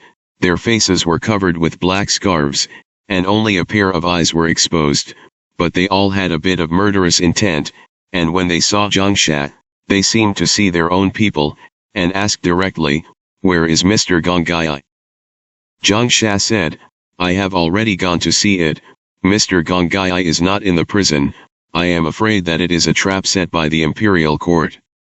Without further ado, I can't take care of more now, so I will withdraw first." Everyone was shocked. What? The heavenly sect is here to save Gong Gai Cheng, and by the way, to save more heavenly sect members who are imprisoned in prison, but now they heard the secret line in front of them that directly obeyed Gong Gai Cheng's orders and said that Gong Gai Cheng was not in prison, and immediately knew the seriousness of the matter, and did not dare to hesitate for a moment, so he wanted to withdraw. However, as soon as the leader turned his eyes, he saw Jiang Xuning standing behind Zhang Shaxiao. His brow furrowed. He said with some confusion, "Lord Zhang, who is this?" Zhang Sha stood in front of Jiang Xuning, grabbed her hand directly, and said calmly, "My people." Everyone else's eyes flickered on Jiang Xuning's face. But this is not the time to delve into it. The leader didn't ask much, and directly blew a loud whistle, and waved his hand, "Let's withdraw." The heavenly sect members near and far heard this whistle and all retreated. Some of the cells have been cut open. The prisoners who had been imprisoned in it also poured out like a tide, and everyone gathered together. All of them passed through this already messy prison, and rushed towards the door. Jiang Xuning was in the midst of this chaotic crowd, and she had a feeling of being carried and involuntarily. Yet in front of her, there was always a hand clasping hers. His back was silent and forbearing, and he didn't look back, just pulled her behind him, never let go, and led her all the way forward. Heaven must have heard her heart, right? Let her meet him here. There was a lot of hustle and bustle. The corner of her heart was suddenly quiet, so quiet that Jiang Xuning could hear her heartbeat becoming violent again. What kind of danger lies ahead? I don't know. Don't want to know either. At this moment, this back has filled her sight and occupied her heart, that is, to go to the Sword Mountain and the Sea of Fire, the end of the cape. She is also willing, and there is no repentance. Wang Liang Dream, Cage Center. Chapter 114, Palms of Hands. As the saying goes, there are 4 joys in life. The cave house is spent on candle nights, when the gold list is inscribed, the long drought is in the rain, and the hometown meets the old acquaintance. However, at this time, this night, I may have to add a 5th joy. That is imprisonment and robbery. There is really nothing more joyful in the world than living in a desperate situation. As far as the eye can see, the prison is full of people. Many of the death row inmates who were awaiting trial and had committed serious crimes were overjoyed at this once-in-a-lifetime opportunity, either shaking the cells on either side that had not yet been opened, or leaving and running out of it shouting something. A group of people, with great momentum. Most of them rushed towards the outside of the prison. However, there were a few people who had not yet had time to take off their prison clothes, unusually against the crowd, all with long knives in their hands, searching from cell to cell. These people are obviously not from the heavenly sect. Some of the cells they looked at and stopped looking, but some of them, after asking who the people were, either opened the door with a knife or with a key that the jailer had touched and let them out. But the further back they went, the deeper the anxiety in their expressions. Zhang Xuning was carried by the crowd, and was also held by Zhang Sha, and when she walked forward, she inadvertently looked up and found these abnormal people. She always felt like these people were looking for someone. So his eyes couldn't help but quietly follow them.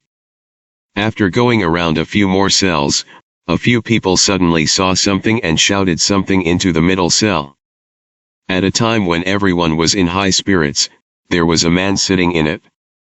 The dirty prison clothes were worn on him, and he had not been changed and washed for an unknown time, full of stains and blood stains, and a pair of feet casually stepped on the cold ground with his legs apart, and his body leaned back on the ground with some grass cores scattered behind him, his wrists pressed against his knees, but his palms were lowered from the front. A thick, sturdy chain locked his ankles. The long hair, which had not been taken care of for some time, fell down and obscured his face. As if he hadn't heard anything outside, he hadn't even taken a step outside. It wasn't until the men came and called out to him that he looked up. The cell door was quickly opened. The man stood up from the ground, his figure was tall and burly, he didn't talk nonsense, he didn't need those people to help, he bent down and stretched out his hand, and his 2 palms vigorously held the iron chain locked on his feet and dragged it, only to hear the sound of dang chang, and the thick iron chain was torn and deformed and suddenly broken, which shows the strength of this man.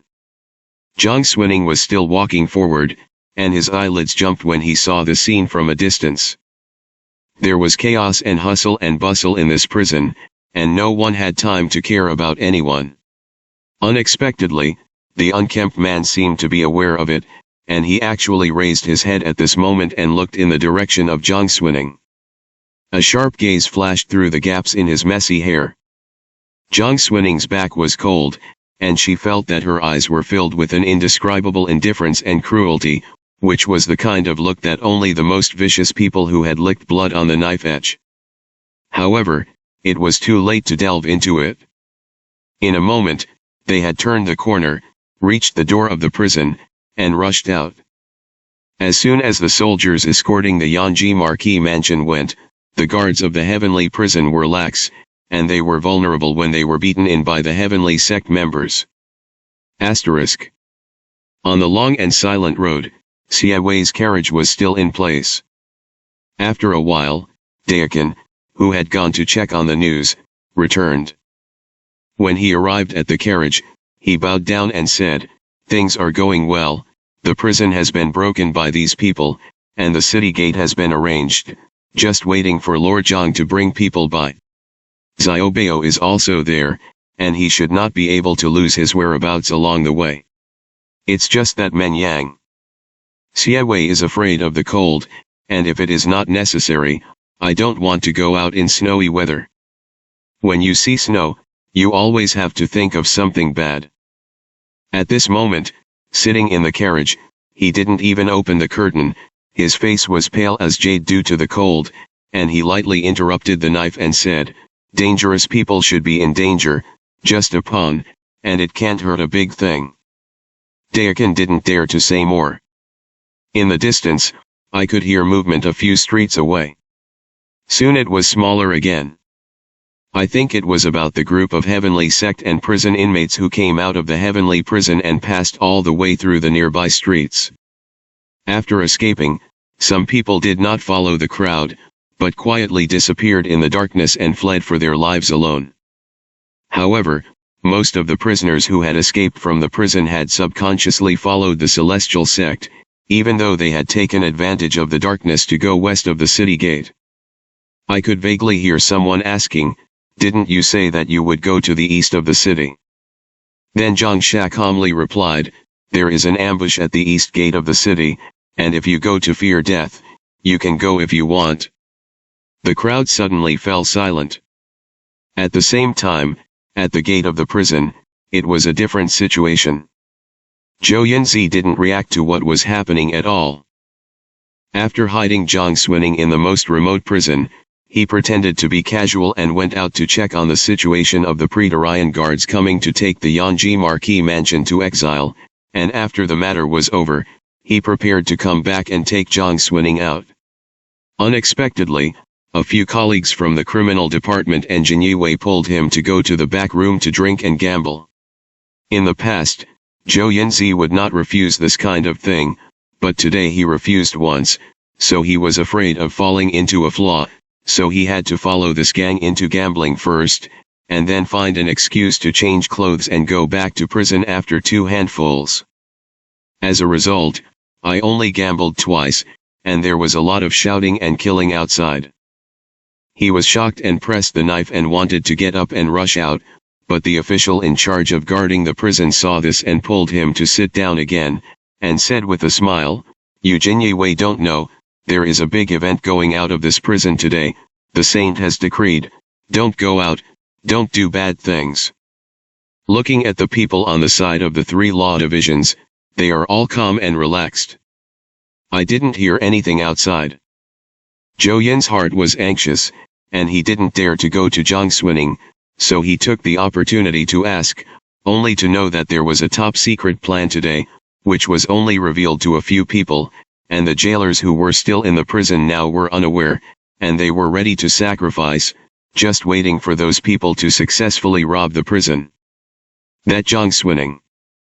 Zhou Yunzi didn't dare to think about what would happen inside.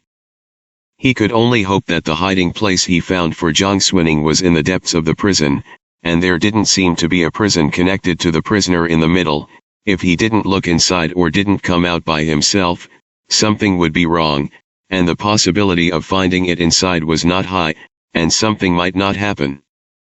With a strong composure on his face, he continued to gamble with these people in the back office. However, it is a gamble and a loss. Someone ridiculed him for being afraid of panicking, but he didn't care about it as if he had heard the wind in his ears. When the movement outside the prison subsided, and someone came in to report the situation, he hurriedly walked out with everyone and re-entered the prison to check. At this time, he couldn't control his steps, and hurriedly walked towards the depths of the heavenly prison. As he got closer to the cell, his heart beat faster. However, when I turned the corner and finally saw the clean cell, I saw that it was empty. There was not a single person in the cell. Only the dress of the woman who was casually stuffed under the bed in a hurry peeked out of the messy bedding. Zhou Yunzi's whole head suddenly buzzed, and instantly turned into a blank, as if he had fallen into an ice cave, and the blood all over his body was cold. Asterisk. When he followed Zhongsha all the way to the West City Gate, Zhang Xuaning's head, which was hit by this sudden incident, finally faded away from the initial confusion, and the night breeze blew and regained a little sobriety. Passing back and forth, turning around in my mind. She couldn't help but look up at the figure who was holding her hand and walking in front, in the blowing wind, his wide palm wrapped around her palm, and the palm actually transmitted a bit of hot flashes, and I don't know if his palm was sweaty, or his own palm was sweaty. How could Zhang Xia be in prison? Why did those people look like they had come to save him? And just now Zhang Xia said that there was an ambush outside the East City Gate, as if he knew something in advance. It can be seen that she is involved here, and she seems to be very unhappy and a little angry. The memory of the previous life told Zhang Xuning that this robbery was the handiwork of the heavenly sect. And Zhang Xia's character, when he was really imprisoned in prison, no judge dared to write a verdict for him, and he had to write a verdict for himself to convict, which can be seen. There was no way he was really involved in the robbery. There seems to be a plan here that I don't know about. She knew that she might be an accident in this plan, but she was afraid of causing trouble to Zhang Xia, so she followed him tightly with her mouth closed all the way, not daring to ask without permission. Fortunately, the atmosphere was tense at the moment, and no one noticed her. The unkempt man who had just torn off the chains was also unsightly and inconspicuous. When he first came out of the heavenly prison, some people questioned that the original plan of the heavenly sect was to go out from the East City Gate. After all, some people in their sect had already checked up and down. But Zhang Xia actually said that there was an ambush over there. The masked man led by the heavenly sect was suspicious, but seeing that Zhang Xia swore an oath, he glanced at the people next to him, and simply divided the troops into two ways. Whether there was an ambush or not, there were also brothers from the heavenly sect at the East City Gate, so he should call someone to check the situation. Some of those who had escaped from prison followed. But most of the people, especially the one who was originally locked in prison, seemed to have a lot of trust in Zhang Xia, and they all came to the West City Gate. At this moment, the man who was the leader left, stopped in the shadow of the high-rise buildings in Fang City, and looked at Zhang Xia with a pair of shining eyes, and said, "I have been in the sect for many years, but I don't know that there are also court officials who are also people in our sect. Lord Zhang is really amazing. I don't know which incense hall you entered in which year."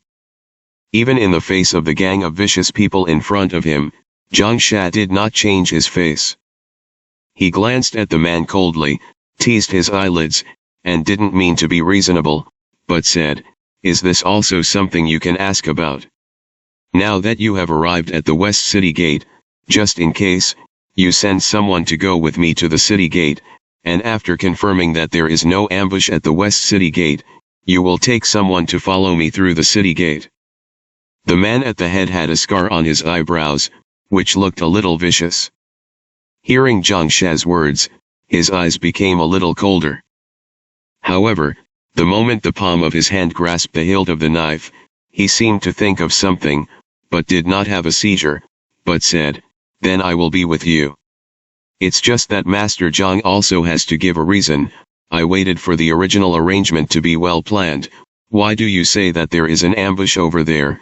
Do you suspect that someone in my incense hall has leaked the news?" In the heavenly sect, it is about helping and trusting, and when you enter the sect, you are brothers who intersect with life and death. This is a canon. Everyone couldn't help whispering when they heard the man's words, and their gaze at Zhang Xia was a little strange. Zhang Xia naturally knew that the words of the person headed by the heavenly sect had a dangerous meaning, but since he was in this situation, his safety should be put out of the way. Gu Chunfang has the grace of knowing him in the end.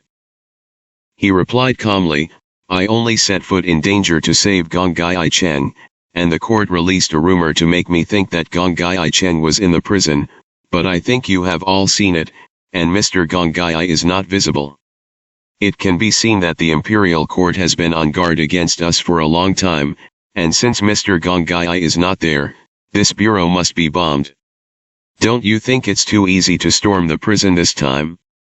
If I am the court, I will definitely plan it, so I ask you to enter the urn and set up an ambush at the gate of the city. There may not really be an ambush at the East City Gate, but if there is an ambush, the East City Gate that you are supposed to pass through must be 9 deaths. If you don't believe me, you don't have to come with me." After saying that, he relaxed his hand, looked back deeply at Jiang Xuning, who had been looking at him without saying a word, and walked straight towards the city gate. The palm that had been released suddenly felt a cold wind blowing between his fingers. Jiang Xuning's heartbeat suddenly tightened, and she couldn't breathe. The others didn't expect this Lord Jiang to speak like this, not arrogant, but a kind of indifference that was already standing taller than them. The man at the head of the heavenly sect frowned.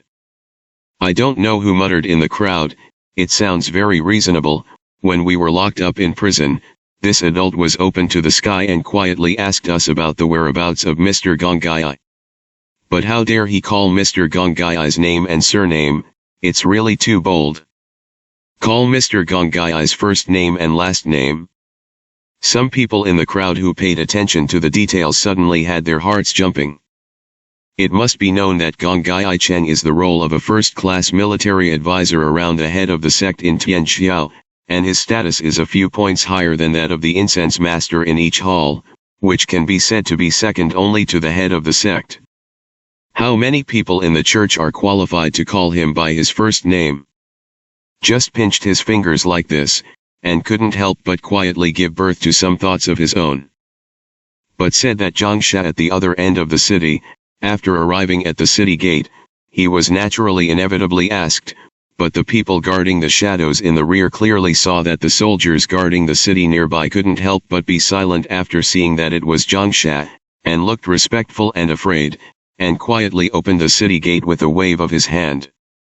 Zhang Sha walked back with the people and said, "You can go out of the city." Everyone felt a little incredulous, and they looked at each other for a while, and no one dared to step forward first. Zhang Sha glanced at them, said no more, and walked towards the city gate. Jiang Xuning thought for a moment, rolled her eyes, and followed without saying a word. Because few people saw them when they were rescued from prison just now, she was wearing a man's robe, and at first glance her back was thinner, but she couldn't distinguish between men and women, and this one seemed to be the first person who dared to follow. The gates are at hand, and freedom is at hand. Who can not be impressed? After having the first person, there was soon a second, and a third, and for a while they all followed. The soldiers defending the city all lowered their heads and did not look at them, and they had no intention of blocking them at all. The people behind him followed with suspicion. It was an unprecedented experience. When everyone passed through the city gate safely and swaggeringly, they couldn't believe that those of them who usually had to hide from the official errand with their tails between their legs were actually sent out by this group of city defenders respectfully, but there was really an indescribable refreshment and excitement in their hearts. Someone came out of the city gate and couldn't help but laugh. "Amazing, amazing," or "Lord Zhang is amazing. Lao Tzu has never had such a cool time in his life. Ha ha ha, yes, the sect leader is really a god, and he actually hid such a powerful hand in the capital, but it's a pity that it was taken out too late, otherwise how could we have suffered such a bird chi before? It really came out." The man who was the leader of the sect that day couldn't help frowning deeply, raised his eyes again, looked at Zhang Sha carefully, and searched for some clues in his memory about the person who was more mysterious than Mr. Gongai, but found nothing. He stepped forward and complimented him. Then he tentatively said, "It's really coarse. I don't know how powerful Master Zhang is. I wonder if adults should use their current names in the church. I don't know, but there are other names." Zhang Sha's gaze suddenly turned slightly cold, and fell straight on the man's face. "I haven't spoken for a long time." Jiang Xuning held her breath slightly. Zhang Sha turned his eyes away again, and said calmly, "There is no alias, but in the past, I have never heard of Huang Xiang's bravery, and he is also a careful and suspicious person." As soon as the three words Huang Xiangju came out, Huang Qian's pupils instantly constricted. He was covered and others couldn't see it, but under the face towel covered his face, his complexion had already changed drastically. The heavenly sect's plan to rob the prison this time is also top secret. It was personally ordered by the sect leader, and he also secretly rushed to the capital from Tongzhou as a leader, and the people who acted tonight were all summoned from Beijing, and it stands to reason that no one should be able to reveal his identity. The Lord Zhang in front of him. A certain guess had been faintly rooted in his heart before, and at this moment, cold sweat broke out on Huang Qian's forehead.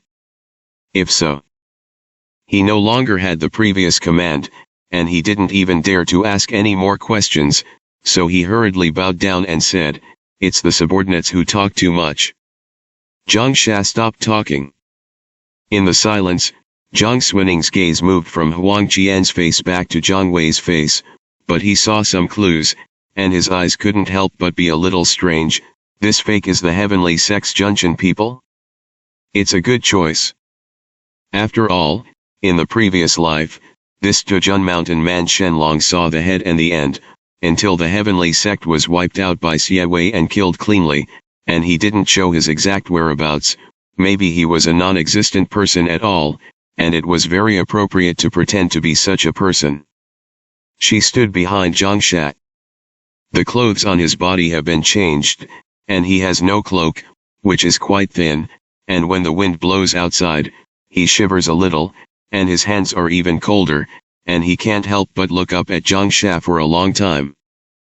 But Zhang Sha stood as if he didn't mean to turn around and take her hand again.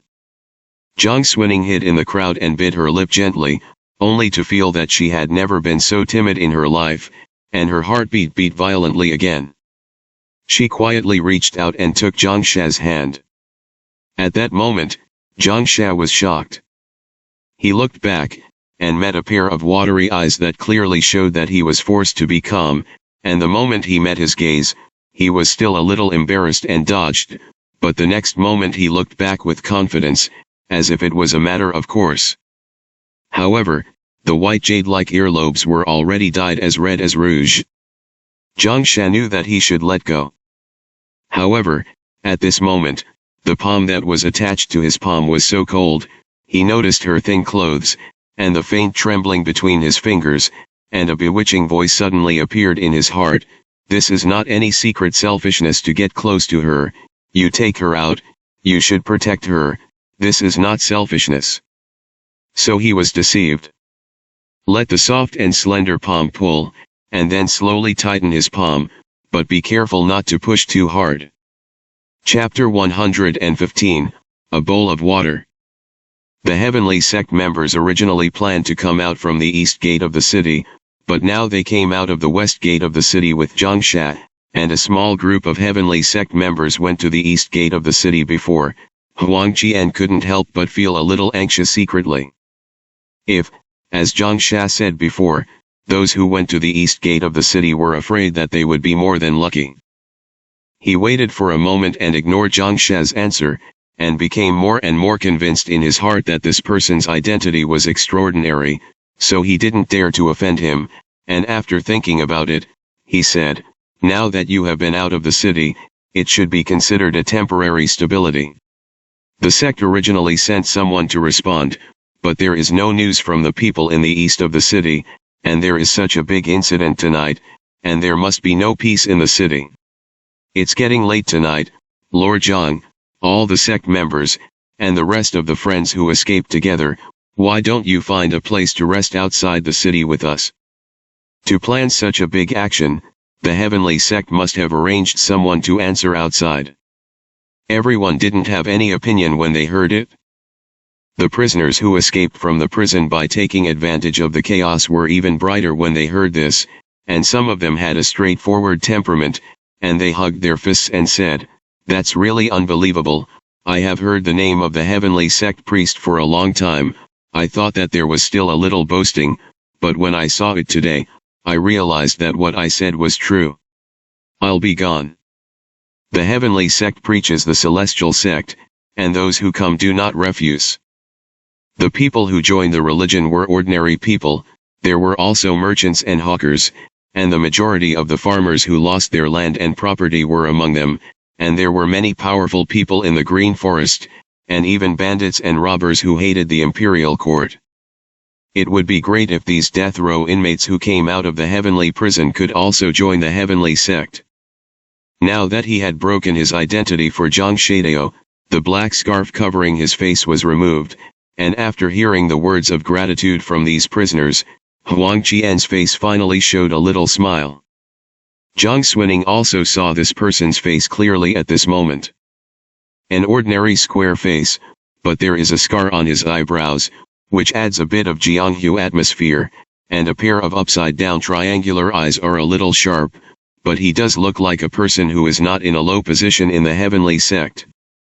Now that everyone has agreed, Zhang Sha has no more opinions. The group then sneaked up at night.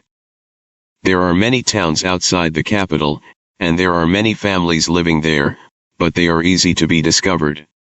The heavenly sect had already found a temporary foothold, and Huang Qian led everyone all the way to the wilderness in the southwest. At the end of the day, at the foot of a low hill in front of me, I finally saw a dilapidated temple with lamps. It is about the place where the mountaineers used to live here to worship the mountain god, and the yellow mud wall has been eroded by the wind and rain, the rotten door panels have fallen to the ground, and the wind blows the scraps of paper on the windows. At first glance, it's a bit creepy. But when you get closer, you can see that there is a figure shaking inside, and someone is cleaning inside. As soon as I heard the movement from the mountain road in front of me, a few figures came out of the shadow of the decadent wall outside the temple, and when I looked up and saw that there were more people than expected, I couldn't help but be stunned for a moment, and then asked, "Are they all rescued?" Huang Qian subconsciously glanced at Zhang Sha behind him and shook his head. The man frowned lightly and said, "The people from Child's side haven't arrived yet, I'm afraid I'll have to wait for a while, it's windy outside, let's talk first." Zhang Xuning is also a young lady. Even when she was with Wan Niang in the past, she was not the kind of person who could endure hardships, and the road she came along the way was not short, and it was rugged and dangerous, and she almost fell down several times. Fortunately, Zhang Sha watched over her all the way. Although there was no word, they all helped her in time, and the temperature of her hands was exchanged, and she felt extremely relieved. For fear that others would notice her, she endured it all the way. But at the moment when she entered this dilapidated temple, Zhang Xuning finally didn't hold back, took a breath, and the pain she had endured before rushed up from her feet, and her legs were sore and weak and couldn't stand up, so she fell to the ground. She was clothed with a garment. It is a little simple and loose, and when the person falls to the ground, the collar spreads out a little, revealing the fair skin on the neck, and the corners of the eyes are dyed with some water, which is a kind of pitiful embarrassment. Even if Zhang Sha had blackened her face in order to cover her face before, having such a pair of smart eyes was enough to reveal her brilliance.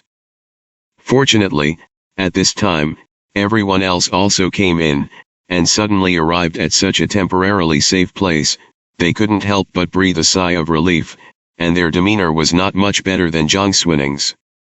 The dilapidated temple was leaking on all sides. But it is enough for a temporary rest. Huang Qian went out to talk to those people, and the others spontaneously sat down in this temple, some leaning against the foot of the wall, some leaning under the pillars. Most of them were outlaws. Where could they care if this place was dirty or not? All sit on the floor. Zhang Sha looked around, barely took out an old and still complete futon from under the collapsed incense case, put it on the ground, and didn't look at Zhang Xuning, only whispered, "The ground is cold, you sit here." Zhang Xuning was already so tired that she didn't even want to move her fingers anymore, but when she heard him say this, she raised her eyes slightly and saw the side silhouette of the man half hidden in the shadows, thin and silent, with her lips closed tightly and her lip line straight, as if she hadn't said anything just now. This is a man who is not good at words and does not like to express himself. However, she could hear it clearly. So as if she felt the palm he had held back outside the city gate, an extremely secret sweetness quietly flooded out of her heart, clearly in such a confusing and dangerous situation, but she actually tasted a trace of sweetness. Zhang Xuning didn't speak, blinked at him, the corners of her lips curved slightly, and she moved very obediently to sit on the futon that was really not clean. Zhang She remained silent. He lowered his eyes, did not respond to her eyes, only calmly put on the hem of his robe, and sat cross-legged next to Zhang Xuning, unable to see half of the official frame. This temple has long been deserted to worship, and although there are walls around it, most of them have cracks. The painted paintings on the walls have long since lost their original color, leaving only some dirty marks on them. There is a Buddha statue on the front that I can't see what it is, but it also loses half of its head, and it is not scary to look at, but a little funny. The people who received the heavenly sect had already cleaned up here. A woman in a cloth dress with her hair in a bun was now carrying a basket of cooking cakes, and a teenage boy with pigtails in one hand and several stoneware bowls in the other, and walked in from outside. "Are you all tired?" The woman was slightly fat, her face was a little dark, and her hands were stretched out quite roughly, and it could be seen that she was from an ordinary family who worked in the fields on weekdays, and her smile was very simple, which made it easy for people to have a good impression. "I can't find anything else to eat in this big night. This is a cooking cake made at home, barely enough to fill my stomach, and please don't dislike it." Coming out of prison, fleeing for his life all the way, nervous all the way, until he got here, who is not physically and mentally exhausted.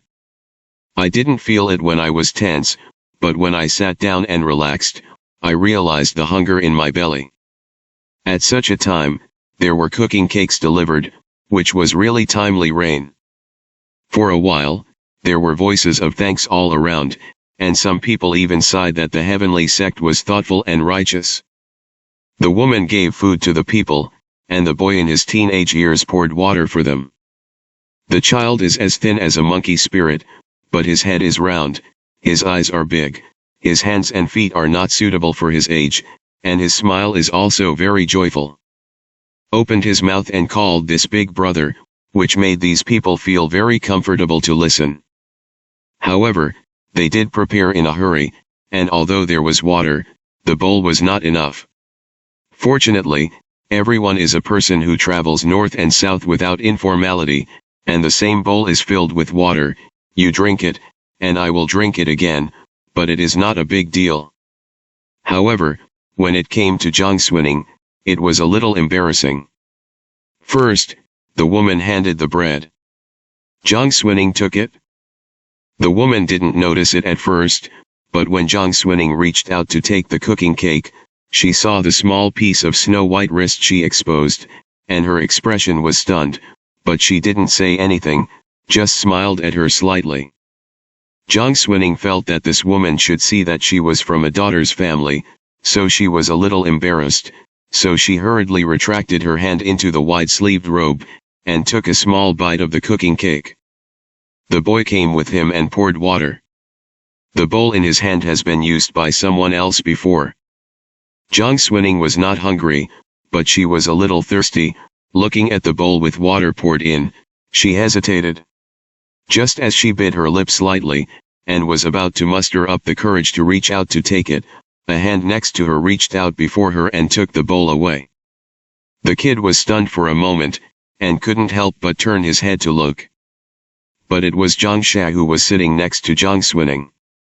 He didn't speak, just wiped all the edges of the bowl with the water in the bowl, poured out the water, and then took the kettle from the child's hand to wash away the remaining dirt, and then poured water into the bowl and handed it to Zhang Xuning. Zhang Xuning couldn't help but be stunned. The memories of the previous life easily rewind to the mind.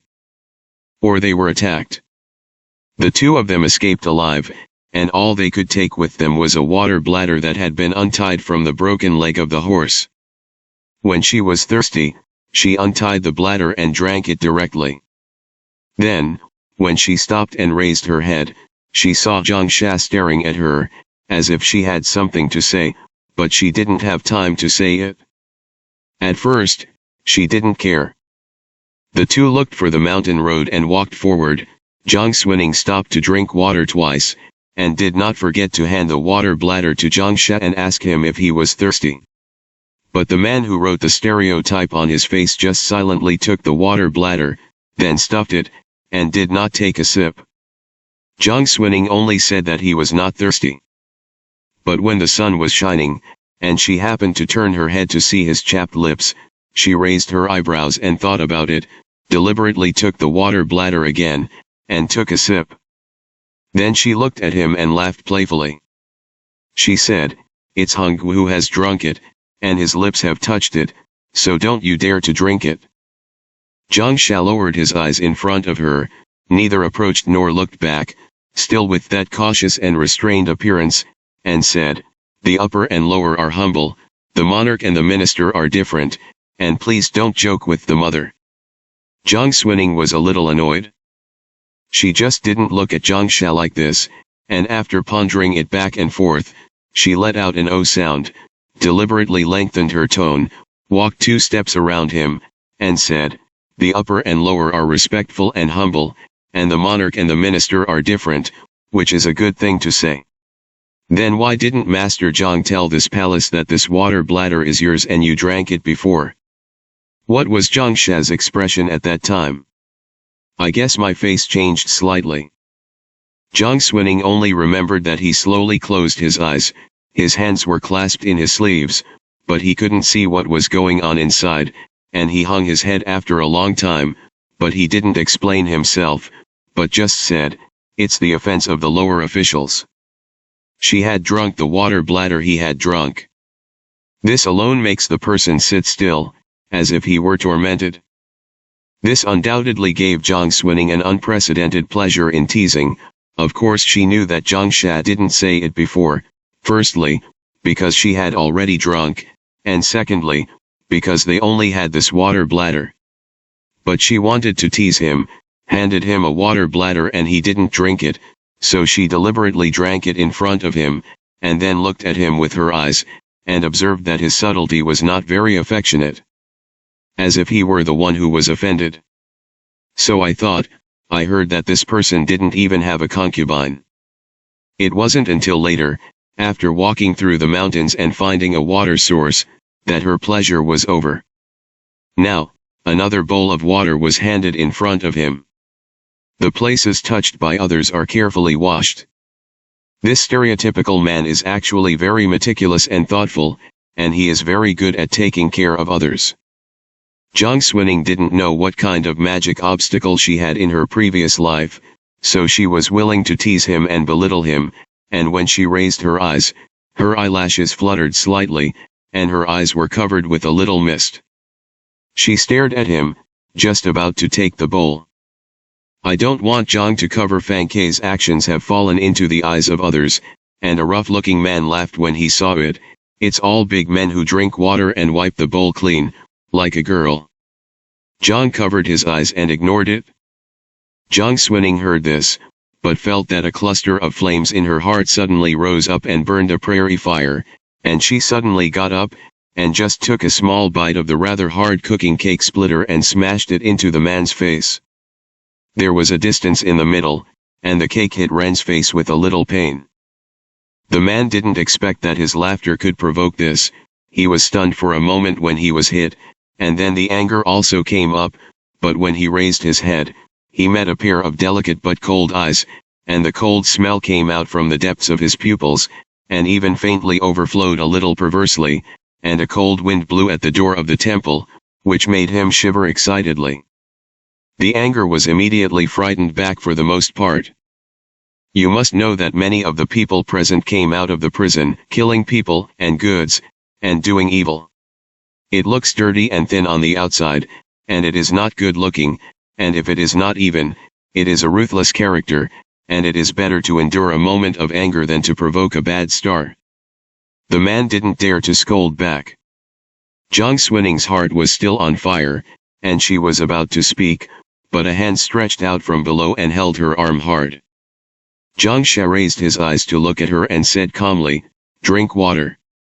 The bowl of water was still flat in his hand, and it hadn't spilled a bit.